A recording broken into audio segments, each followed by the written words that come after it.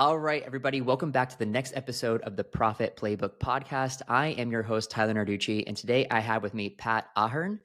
With over a decade of experience, Pat has successfully guided a diverse range of businesses from solo founders to billion-dollar brands in scaling their ventures through strategic SEO and content marketing at his agency, Intergrowth.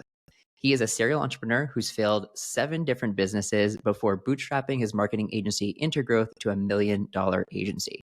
And today we're talking about the blueprint for a successful agency. So, Pat, I think you are the perfect guest for this topic. Thank you again for joining the show. My pleasure, Tyler. Thank you for having me on. I'm psyched to be here. Absolutely. And you're joining us all the way from Stockholm today. Yeah, is that correct? Yeah, so I grew up in the US. I moved over to Stockholm coming up on 2 years ago now with my now wife. It's an incredible place to be. I always like to give Swedes a hard time. It's a difficult place to be in the winter time, but aside from that, I love it over here. If you can handle that, I'm sure the views and the beauty of that country is probably well worth it. So, thanks again for joining us. I'll dive right into the questions because I have a lot that I want to ask you on this episode. So, first off, just what inspired you to start a digital marketing agency and how did you lay the foundation for success in it?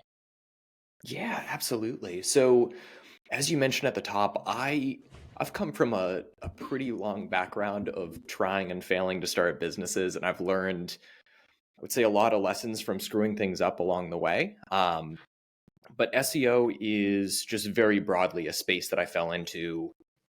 I think it was 11, maybe 12 years ago, and I still laugh about it nowadays. But I just fell weirdly in love with the space. I was just fascinated by it.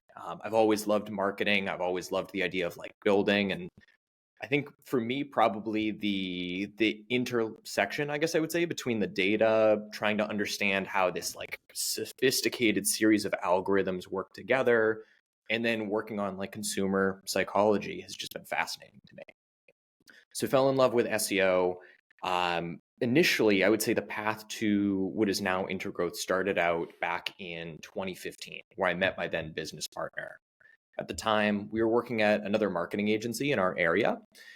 He and I were, these two 20 like something year old young kids going into this agency, naturally assuming that we knew how to run things better than they did after having them been around for a decade prior to that. So we pushed for a lot of changes that we thought would be improvements.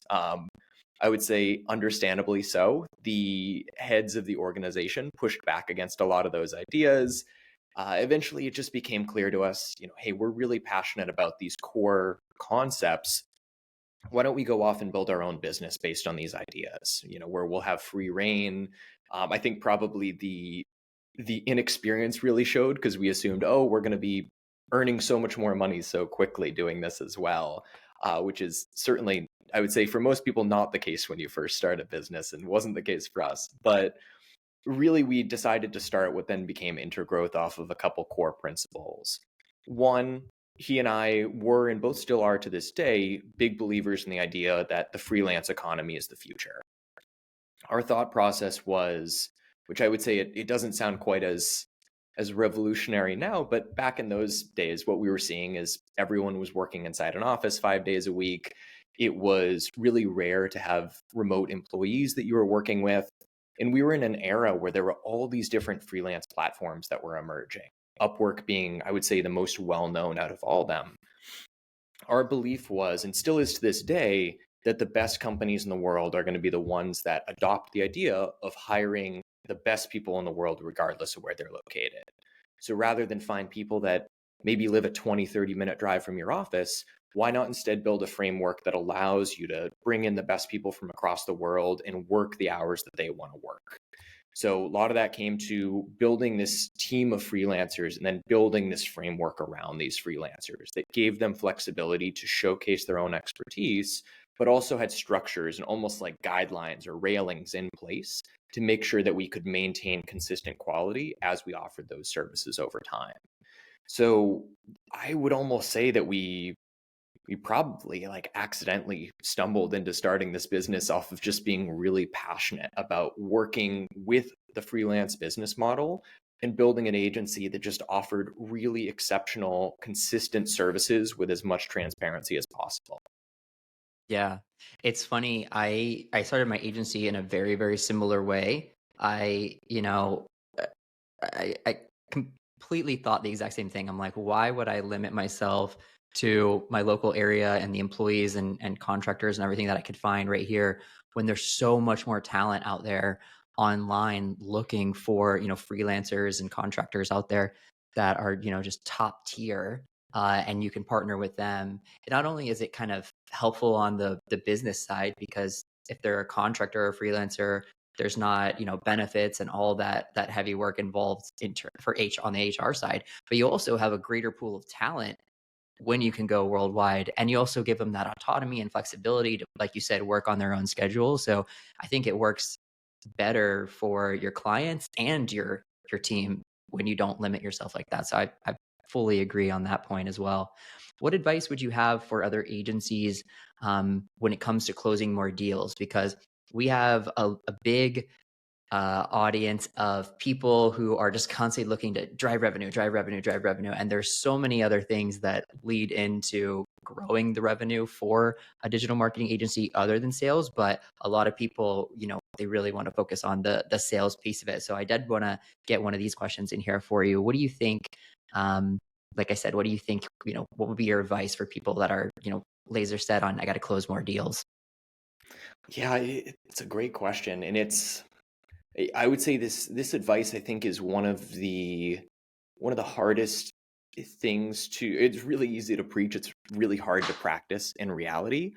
But one of the things I would say I'm really proud that we've done to date, and I hope that we're able to continue doing it forever, is we have placed so much emphasis on, I would almost say, not selling deals, but more so being a trusted advisor that businesses come to, knowing that a small handful of those businesses will end up working with us. So Mm, maybe to elaborate on that a little bit, I found the best success off of approaching, or when a business approaches us or when we approach a business, to start out with just a transparent conversation of what are their business's goals.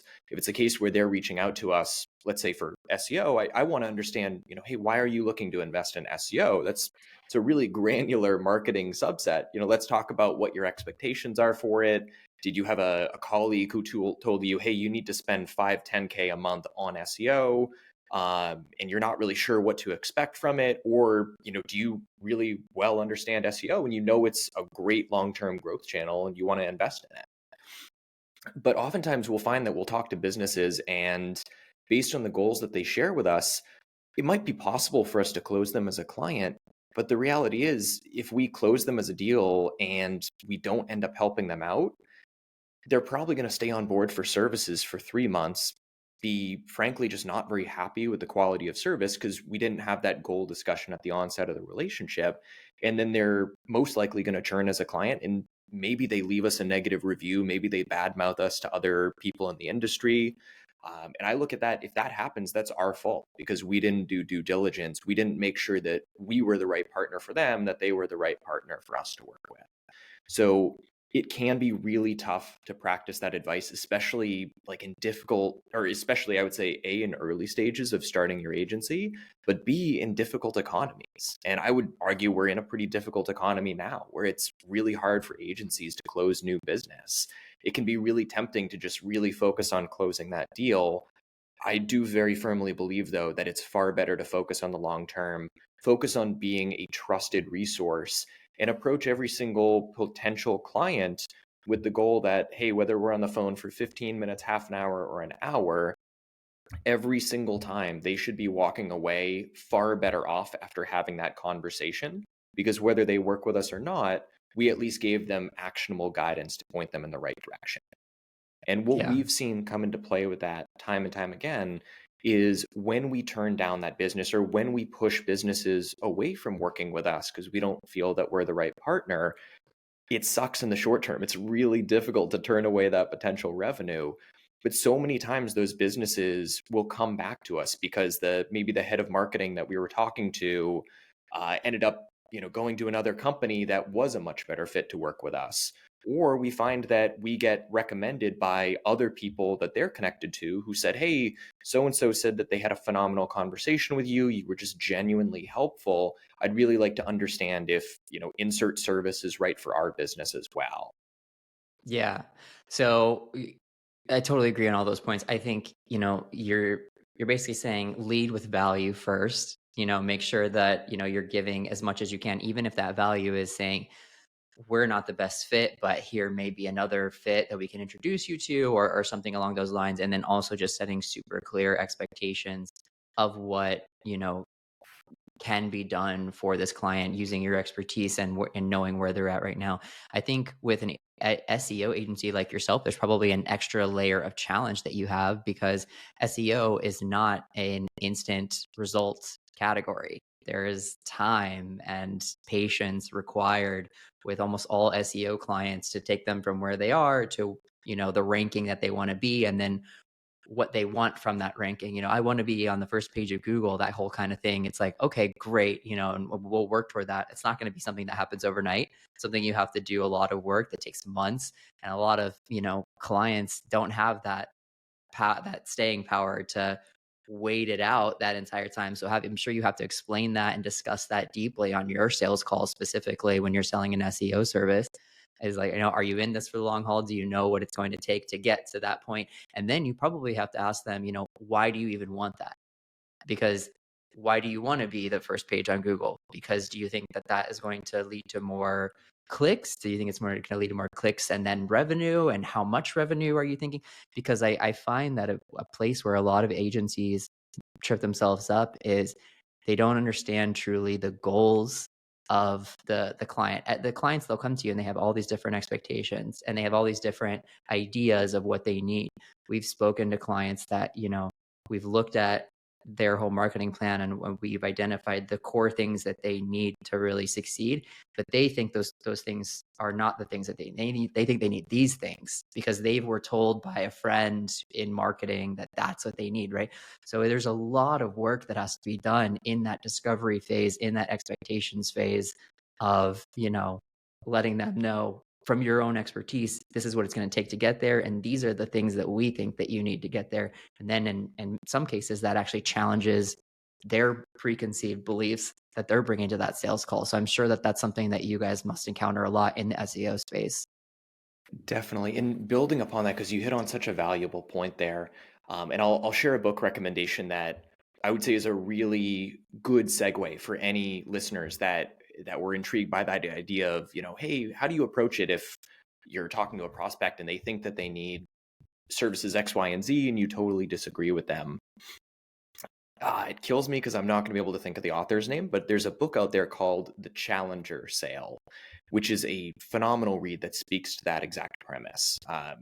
One of the core concepts of it is, hey, if you're talking to a prospect and they think that they need X, Y, and Z, if you feel differently, one of the most valuable things that you can do is come to them with that contrarian take and say, hey, based on what we've seen, based on our experience with X, Y, and Z, I wouldn't recommend that you do this. Or maybe you even say, hey, I would recommend that you do this, but I'd recommend you approach it from this different angle instead.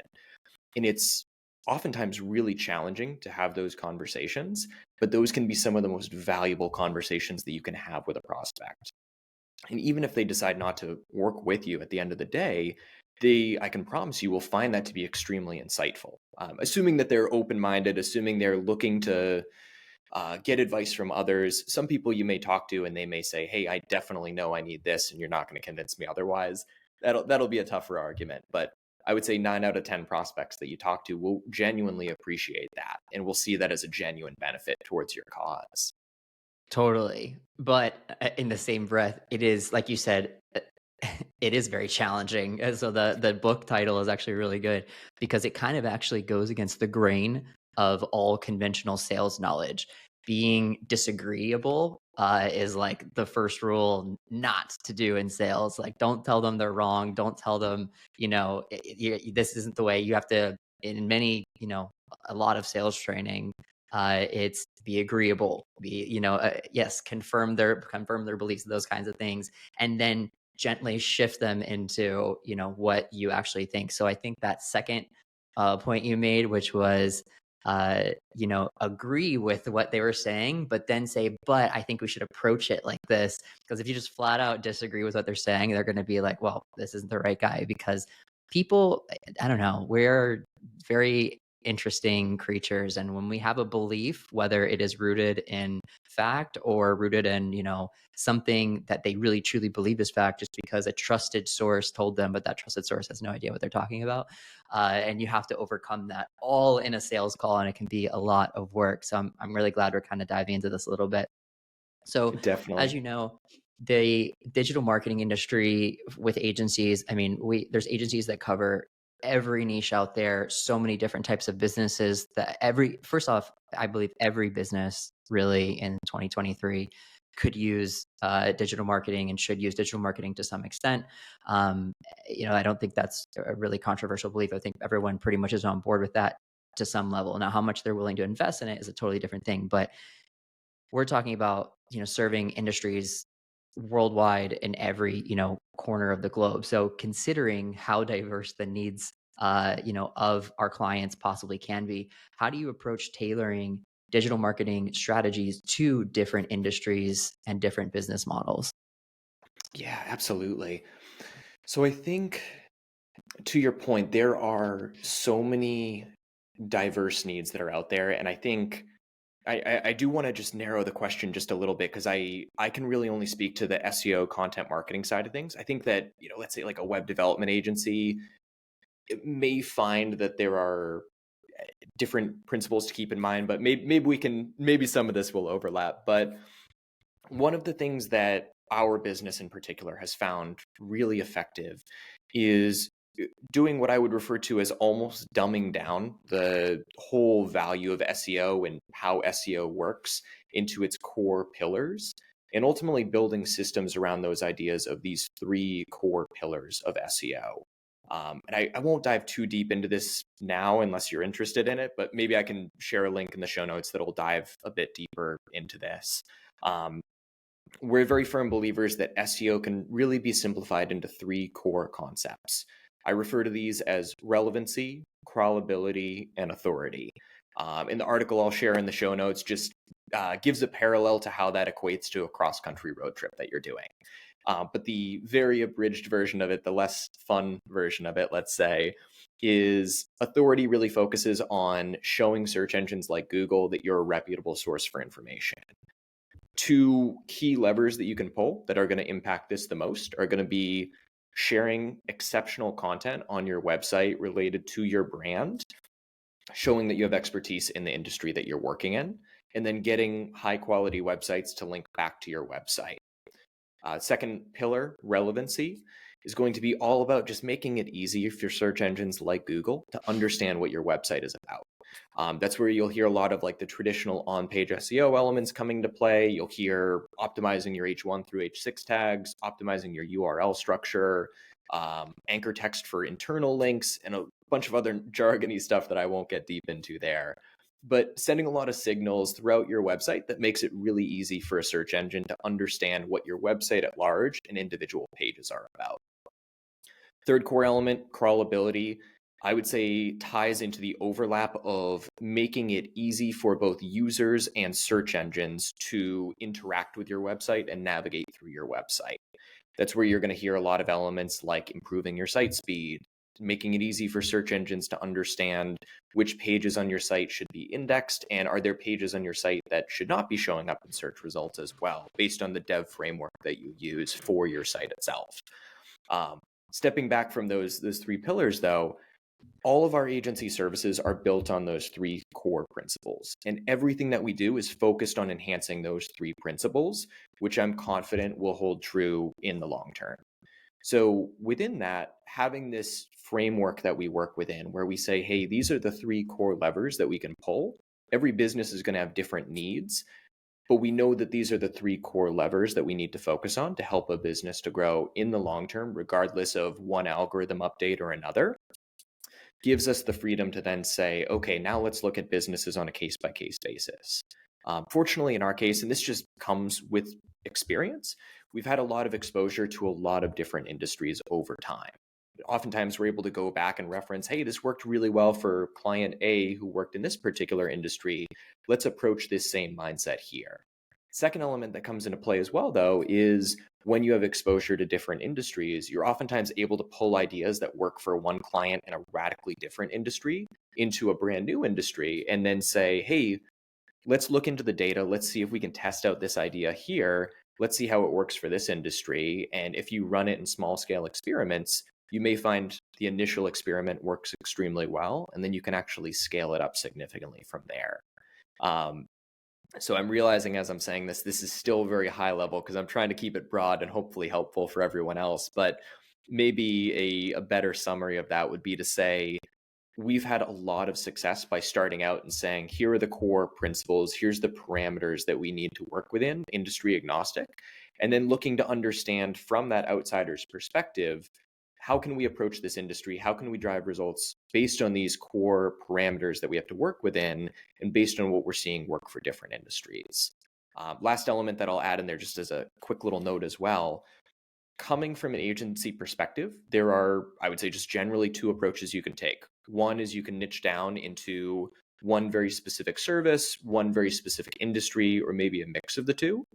Two is you can stay very broad and focused. Maybe you offer a series of services to a small grouping of industries, or maybe you offer one set service, but you offer it to everyone under the sun that would benefit from your service. There are a lot of pros and cons to both approaches. That probably could be like an hour-long discussion in of itself. But one of the benefits that I'll say, if you are in a space where you work with multiple industries, is going into those industries, working with those new clients that you haven't necessarily had as much exposure to their industry, can give you this really powerful advantage where you get to come in with an extreme outsider's perspective. And as long as you're comfortable asking what at times are going to seem like some really dumb questions, you can actually also stumble on some really innovative ideas that haven't been addressed before because people in the industry are so accustomed to having a narrower set of parameters that they have to work within. So oftentimes gives you this added benefit of being able to come in from that outsider's perspective and actually offer some even more remarkable ideas. Yeah, definitely. I think you hit on a lot of good points there, all in one answer. So great job there. First, I think what you said about niching down is you know really really helpful advice. I think if you absolutely should niche your agency, whether you're niching into a type of industry and you provide multiple services to that industry, you build websites and you do SEO and you do lead generation for that industry, great. And then you're all about that industry and you really get soaked into it. Or you niching down into a service like SEO and content marketing, like what you guys do, and then you can help multiple different clients across multiple niches with that service because you're just so deeply ingrained in that service and you're able to plug and play different industries into that. I think.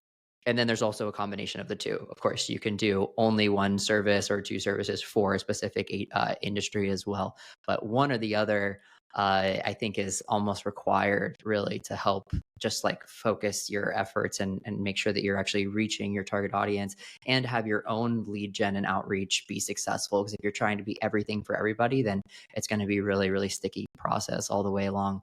And then I think another thing that you said, what I took from what you said out of your pillars is helping make it, dumbing it down for the client, essentially making it much more easy for the client to digest in what you're doing, right? Because even if, there's so many intricacies to SEO and what you do, but if you break it down for your clients in the pillars, everything that we do is going to fall under these three pillars, and this is exactly how we do that, then it can make much easier sense and be more understandable for the client through the sales process, into the onboarding process, and then all the way through in the following months so they know what's working, what's not working, and what are the pillars that we're working on. We have a very similar system in our agency where we break everything down into three pillars as well. We generate their leads, we help close those leads into sales, and then we help them for the fulfillment the actual fulfillment work of the client themselves. And those three pillars are everything: generating leads, closing the sales, providing fulfillment work for our clients. And then everything that's asked about the process always is going to fall into one of those three categories. And then we can kind of help break that down. We, are able to preach that with our own sales team who are pitching our services. And then we're able to then preach that with our clients who are kind of like looking for updates. What's going on here? What's going on there? Well, that falls into this pillar, and this is what we're doing to address that. So that organizational structure that you have, it helps so much on your own sales team and then also on your fulfillment team with your actual clients. Definitely. And even building upon that, in my experience, it just makes it more straightforward for clients as well. I think one of the things, at least that I'm guilty of, and I suspect a lot of other agency owners are in a similar boat, is you spend so much of your waking hours, building your agency, working on your services, working with your team to improve the quality of services, experimenting with different opportunities you can roll out, reading industry publications. It oftentimes can be really easy for us to forget that what we do is this extremely sophisticated service. It's, the types of things that over time we become experts in them, and people pay us because we are experts in these types of services. And being able to step back and, for a client's own perspective, who maybe the client doesn't have a really strong understanding of this space, being able to describe it as, hey, everything we do falls into one of these three groupings, makes it so much more straightforward for them to be able to rationalize and say, oh, okay, I understand why we're going to put a few $1,000s into something that's going to help us improve pillar number 2, because I know that that's important. I know why that's important. So it makes it much more straightforward in my experience to keep quality control, maintain service quality, but also just makes it more straightforward for clients, makes it easier for them to rationalize why we're recommending one thing or another thing. And it sounds like you guys are offering the exact same thing, where you have your 3 pillars.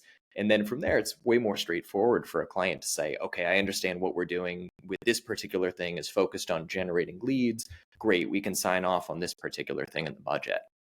Yeah, you have to be able to take extremely complex decisions and strategy and feed that to your client in a really, straightforward way to someone who doesn't speak high level digital marketing. And that's a big challenge that a lot of agencies face, because the worst thing that can ever happen, and I've seen this happen to me in the past, it's happened to my clients that work with client, like it's a problem that goes across our entire industry. But the worst thing that can happen is a digital marketing agency getting great results for their client, and the client is super upset or frustrated or not happy with those results because they don't fully understand that those are good results yet, right? Like they don't know what to expect, and their expectations were completely out of whack. Maybe like it could be something as small as e-commerce campaigns versus lead generation campaigns. They're going to have very different KPIs in paid ads like Facebook ads. They're going to have completely different KPIs. But if you have someone that is used to an e-commerce cost per click through rate, and then now they're starting their first lead generation campaign, and they're seeing 10 times the amount of cost per click, but those clicks are worth a lot more, right? They're leads to buy a high ticket service versus leads to just go to a landing page.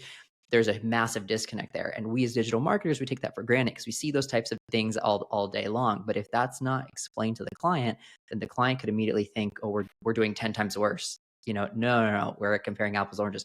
These are like the granular things I'm kind of glad we're touching on this episode, because if it's not done right and done well in the beginning, you could end up with what I consider the worst case scenario, which is great results and an unhappy client. And that's no one to blame but the agency themselves. Absolutely. And I would say the times like that are the times that I would almost say, like, oddly enough, those are the times that you're most grateful that you hear that client frustration in the early stages of the relationship. If you experience that where yeah, your cost per clicks are 10x what the client is used to seeing, you almost hope that the client's going to be pissed and is going to tell you that they're pissed in the early stages. So then you have the opportunity to at least reactively respond and correct. But to your point with those things, if you can convey those things more clearly up front, it just leads to everyone being happier off. The client's going to look great to their boss. You're going to hopefully be able to retain them as a client in the long term. And hopefully you get a really great case study out of it as well. Absolutely. So now back to the blueprint. So what are some essential components of a successful agency blueprint and how have they evolved over the years? Ooh, I would say I would say for us, we found there have been two key variables for success. I would say grouping number one has been an extreme obsession over process/quality control. And what I mean by that is in the early stages of the business, what we would do is we would set aside Fridays as entirely internal days. And the rule was, and granted, didn't always stay this way, but in theory, the rule that we were supposed to abide by was Fridays could only be time for us to focus on marketing initiatives for our own business or focusing on testing out new ideas that we wanted to roll out for future service improvements or documenting updates to service improvements. I would recommend that every business do this in the early stages because it gets nearly impossible to do that as you grow. There's always going to be a million distractions that come up, and you're always going to push those ideas to the back burner. And on But when you're, Fridays are oh, always when clients have the emergencies. Every fire happens on a Friday. Like I don't know why you picked that day. I don't know if your experience is the same as mine, but Fridays are the days that fires happen, without doubt. absolutely. And I have the I guess I would say the added frustration that'll come into play that it's for me, I'm based in Sweden these days, so I'm 8 hours ahead of Mountain Time, 6 hours ahead of Eastern Time. Um, it seems like any of those, and oftentimes they're not necessarily big issues in the grand scheme of things, but understandably so. People are really passionate about their business. Little things will come up and instantly they'll jump and say, "Oh, we need to fix this ASAP." But it does seem like those things always come up like right around Always on a 4, 5, Friday. 6 p.m. my time on Friday nights. And it's not of like with us as the agency owner, like we see the grand scheme of things and we know that it's not a fire. It's like a sparkler that you threw on the ground and popped. It's like that level. But to the client, it's like a 5 alarm, 5 story building fire, right? It's always a big thing for the client. So then you gotta, I don't know what the psychology, it has to be some type of psychology about that on why Fridays. Um, but I just sorry, not to derail the conversation, but I thought it was interesting that because I really love the whole, this is set aside time for the agency to work on us and to better our systems, processes, our marketing. I love that. I've actually never heard that in all 89 episodes with agency owners. So I think that's a really, really cool insight. Oh, I But love to yeah, I hear just that. had to throw that in there because fire days are like our fire alarm days always. Definitely, definitely. And along those lines, one of the things I'm really grateful for about that, that Friday internal day is, Hmm. we joked from the really early stages of the company, as much as we like to believe otherwise, no one is really that motivated to work by the time Friday rolls around. Like, doesn't matter if you're running your own business, doesn't matter if you're an employee or a freelancer working with another business. Fridays are, at best, maybe you get 80% productivity that day. Yeah.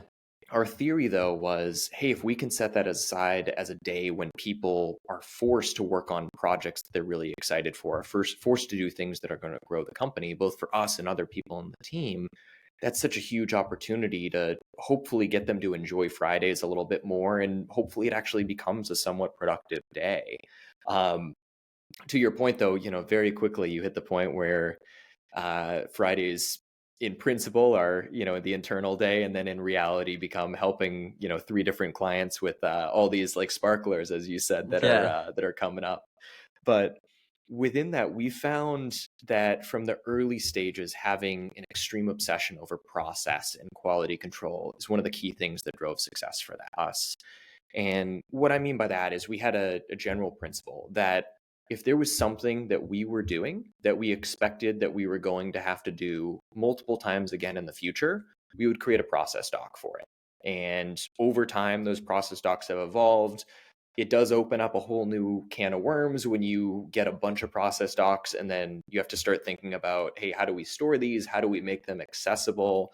Um, that is probably a whole nother conversation of it in of itself. But having an extreme obsession over documenting everything we did, with the end goal being, hey, we want to be able to fire ourselves from doing these things. We want to create process for this so that we can ultimately bring someone else on the team so that they can do this as well. And now we have two people on the team that can do this thing so that we can help twice as many businesses. So from day one, we had an obsession about process docs, and that process doc obsession has helped us since day one to keep way higher quality control. It's helped us to deliver consistent results for clients, and it's made onboarding new members of the team far more straightforward, because onboarding is always really time intensive. It's always an exhausting process as an employee or a freelancer entering a new company. But in my experience, if you can bring someone onto the team and you can hand them process docs that they can reference at any time that outline, call it 80% of their job responsibilities, then A, they get to consume that content in the moment and get a better sense of how their historic processes differ from ours. And B, they always have that reference point that they can go back to and can continue to improve and help us to become better as a company over time. So having that process doc set up, with the caveat being process docs can make it really easy for people to fall into a mentality of just checking the boxes. So one of the biggest things we push for is the idea that, hey, process docs at best are only going to get you a B plus, maybe an A minus in terms of work quality.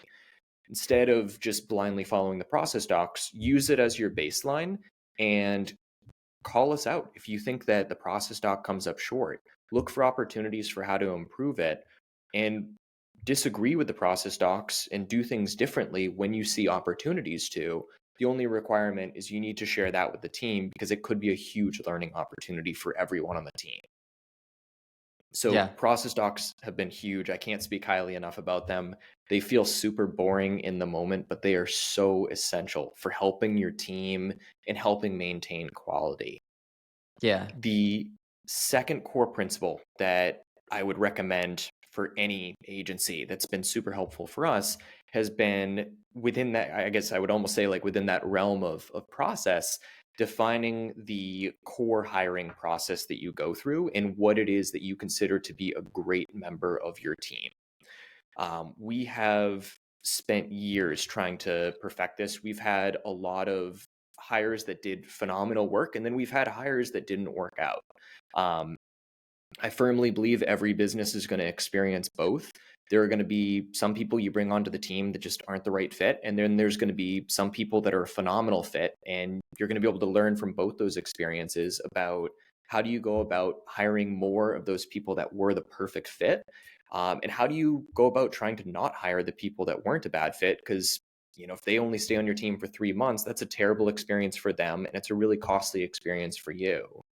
So one of the, I guess I would say, tidbits I would offer there, I would say I've struggled with hiring a lot over the years. I feel very confident in our hiring process now. And I attribute most of our success to hiring to this singular book that I read called The Ideal Team Player by, and I feel terrible, I always butcher his last name. I believe it's Patrick Lencioni. Um, but it is a phenomenal read that speaks to the core traits to look for in any hire, very focused around soft skills. Um, our whole hiring process has really come off of that principle. And ultimately now when we hire for our team, whether it's a freelancer or a full-time employee, we look to find people that have three core traits. We look for people that are humble, hungry, and emotionally intelligent. And there's a lot of individual questions that we've built out in terms of our framework. Much of that, frankly, was directly taken from the Ideal Team Player. So listeners, if you're intrigued by this, I highly recommend it. It's one of the top books that I recommend for managers, leaders, you name it, to improve your hiring process. And Patrick does a phenomenal job in that book or between that book and then PDFs that are accessible on his website attached to that book. He does a phenomenal job of outlining all sorts of questions that you can ask that help to vet for those different skill sets. I very firmly believe, though, that if you hire people that have those three characteristics, that is the essential foundation for a great hire. And within that, the only caveat that'll come into play is being aware of what level of experience is required given their specific job title. A really extreme example, if you're looking to, let's say, hire a head of marketing, and you find someone who has a year of experience that is humble, hungry, and emotionally intelligent, they're probably not going to work out as your head of marketing, but they might have potential to become your head of marketing 5, 10 years from now as they get more experience. So hiring for those three key traits, and then looking to, I would almost say, treating it as like the technical interview outside of that to make sure that they have the necessary level of experience, the necessary level of hard skills with whatever they're going to be doing. We found really focusing on that and process has been, I would say, the key drivers for success for us. I love it. I love it. So to summarize, your blueprint for success is going to be, you call them process docs. I call them SOPs, standard operating procedures, same things. So making sure that you're documenting your processes as you find repeatable things, and almost everything that you do in an agency in terms of client fulfillment is going to be process docable. Essentially, everything needs to be written down, because you don't want people freewheeling and doing one thing one way and one thing the other way. You just lose all quality control. So I completely agree. What do you use a software for your process docs? Are you we honestly we use um, a combination of things. We work in Airtable to kind of map all of our clients and everything. So we have a lot of our process docs in there, and then some of our other ones are on like Google Docs, and then they have Loom videos embedded step by step to kind of get more granular. Do you recommend any specific thing for process docs, or what are you using? Yeah, it's funny hearing Airtable. It's one of my favorite tools that we started using probably 2 years ago for, in particular, for a lot of our project management. Okay, Um, yeah, same. but for us, it sounds like very similar workflow. So we have, it's a little convoluted. We have almost all of our documents, I would say, stored in Google Drive. So whether it's like Mhm. a Google Doc, Google Sheet, Google Slides, you name it. What we then do on top of that is we have a tool called Notion, which I refer to it as our team knowledge base. And reason for that, what we found is as you build more and more of these SOPs or process docs, it becomes really hard for the team to understand how to actually find process docs and to Mhm. understand if there even is a process doc for something. Um, so we have probably over the past 2, 3 years put a lot of time into using Notion, as the goal is to treat it as a more easily accessible and more easily searchable tool to store all of those process docs and to store information for ease of access to the team. So I would say, general recommendation would be, it doesn't need to be any. I personally don't think you need to have any really sophisticated software from the onset. I'd recommend just using Google Drive and just creating a bunch of like Google Docs and create process docs in there. Um, what I would say though is, as you start building more and more process docs, and in particular as the team starts to grow, I would recommend thinking from the onset about how you can make that information really easily accessible. Because especially if you're at the helm of the ship and let's say you're behind the creation of half, 2/3 of the process docs, it's going to be far easier for you to recall which process docs you have and where they're located than it is someone who maybe is only a month into being on your team.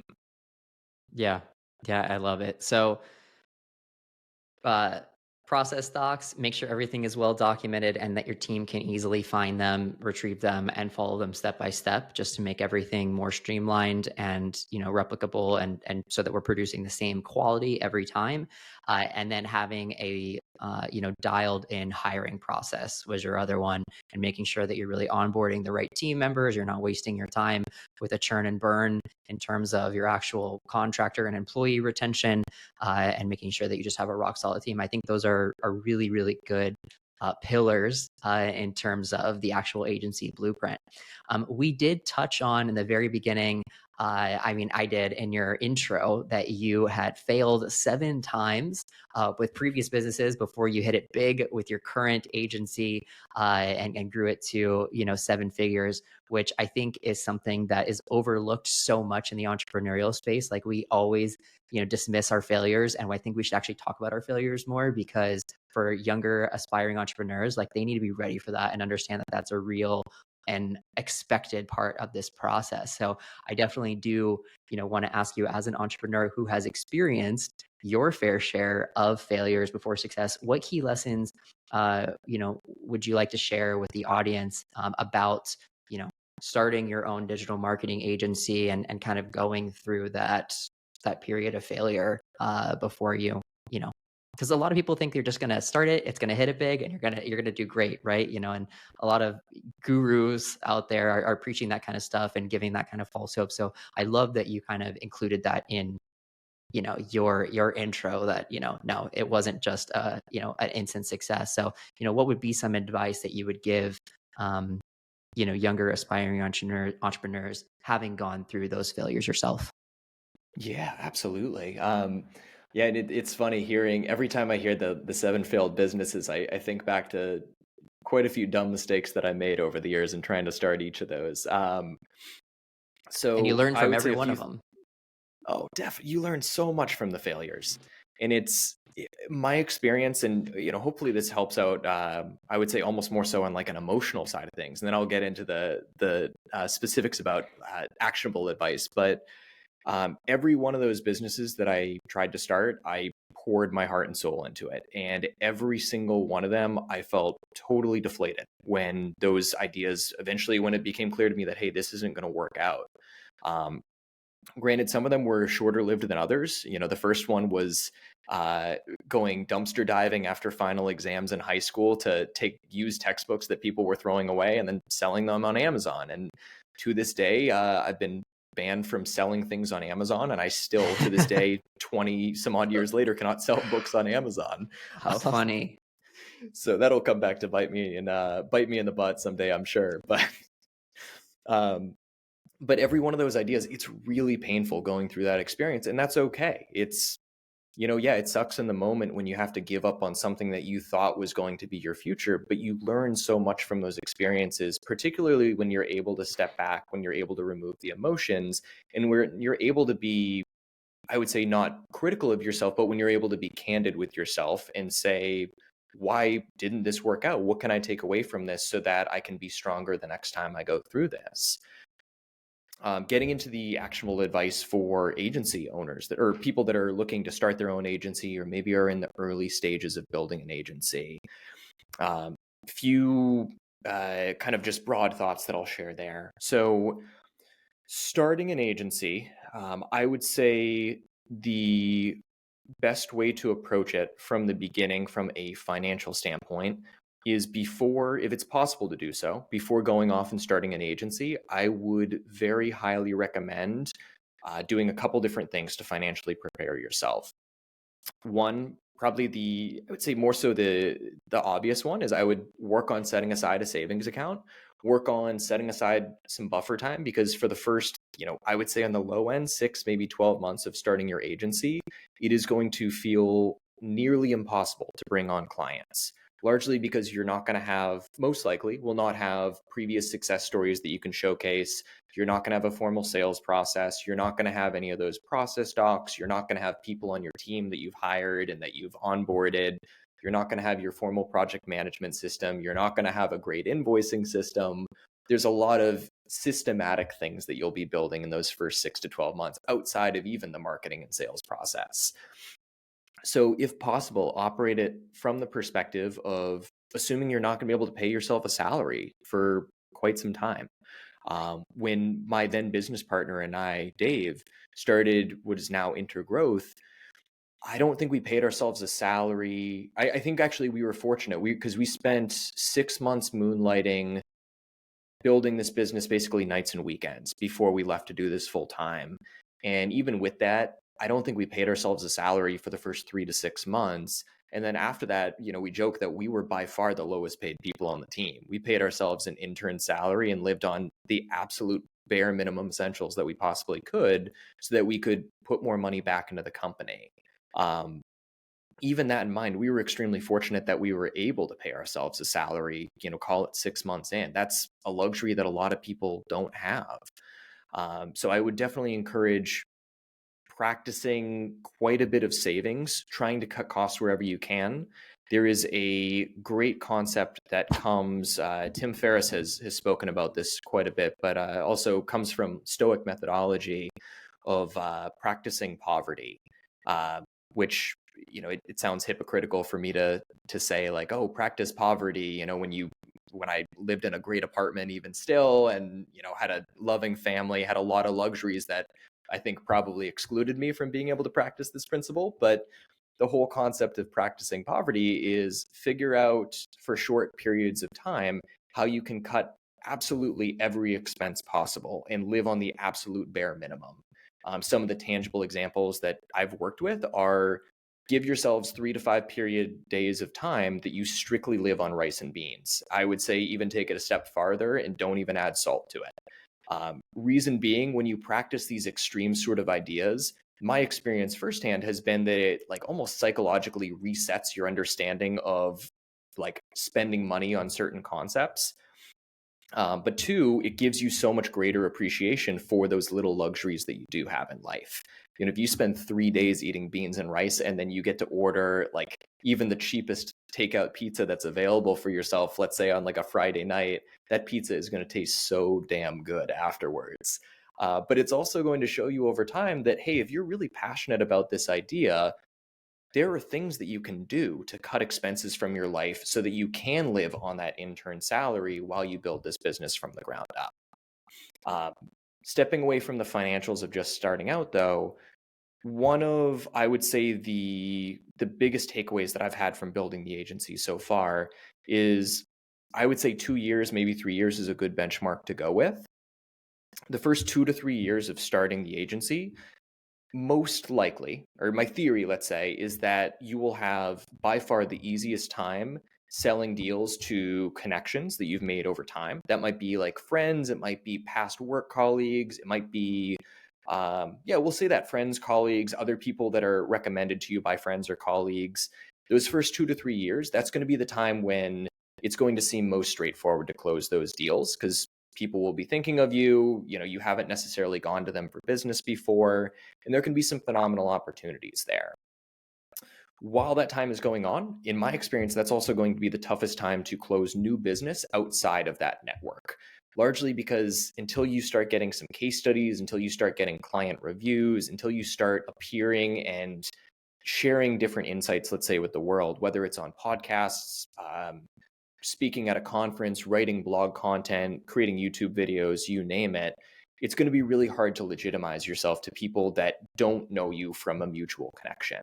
So first 2 to 3 years, what I really encourage doing is certainly lean on those connections that you've made for your initial client base.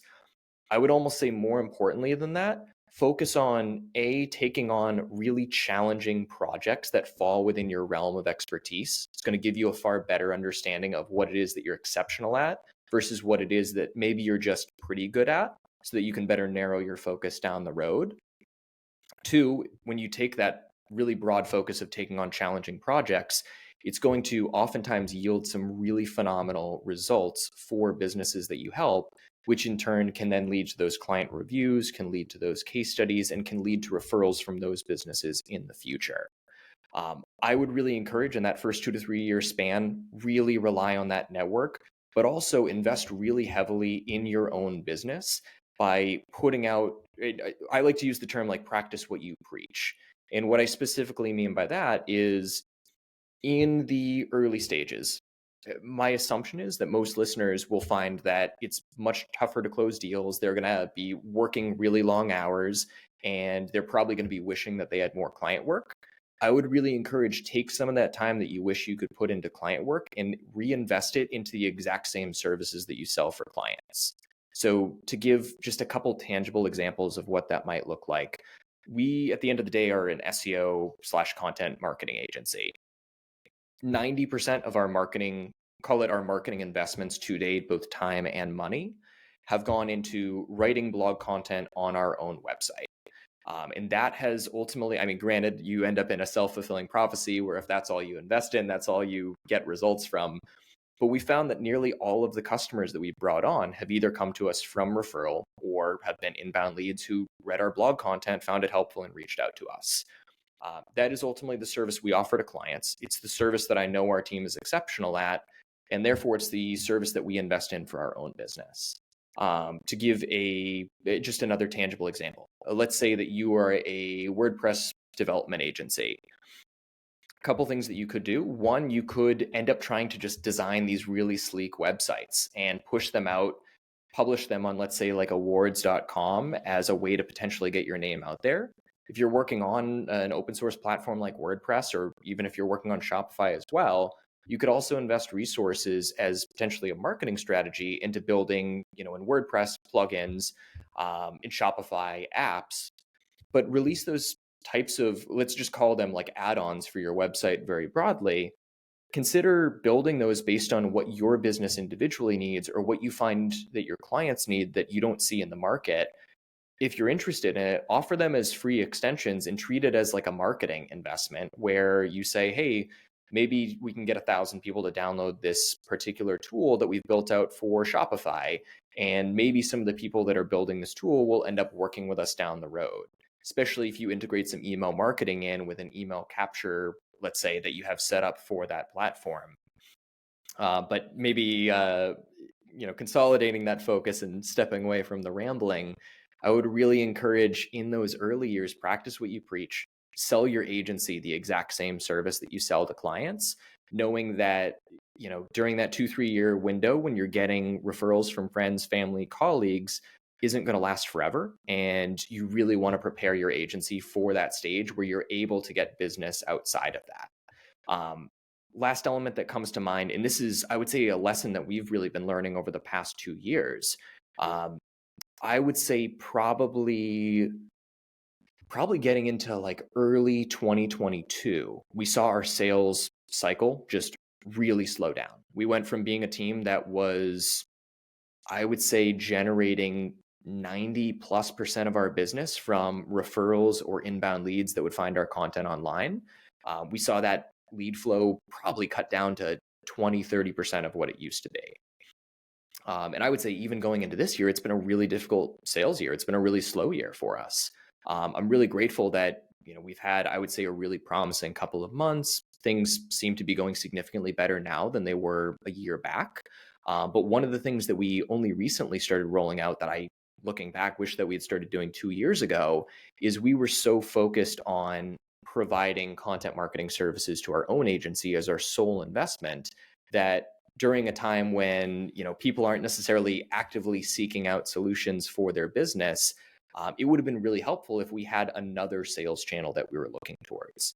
So it's frankly only in the past couple of months that we even started rolling out any sort of outreach process to contact businesses that really had expressed a formal interest in us, had visited pages on our site, and maybe subscribed, let's say, to like our email newsletter, to finding businesses that are really similar to other businesses we've helped out and trying to start a conversation with them. I would say the best time to start doing that sales outreach process, if that's not your core competency that you're investing, 80% of your budget into, best time to do it is 2 years back. Next best time is to start doing it today, at least. I would really encourage doing that before you find yourself in a stage where you have no business coming in the door and all of a sudden you're scrambling to say, hey, how can we meet payroll? So I'm very grateful that things have panned out okay there so far. But looking back, that's something like I wish I had been given that advice 2 years ago, and I wish that I had taken that advice. It would have put us, I would say, in a much better spot today.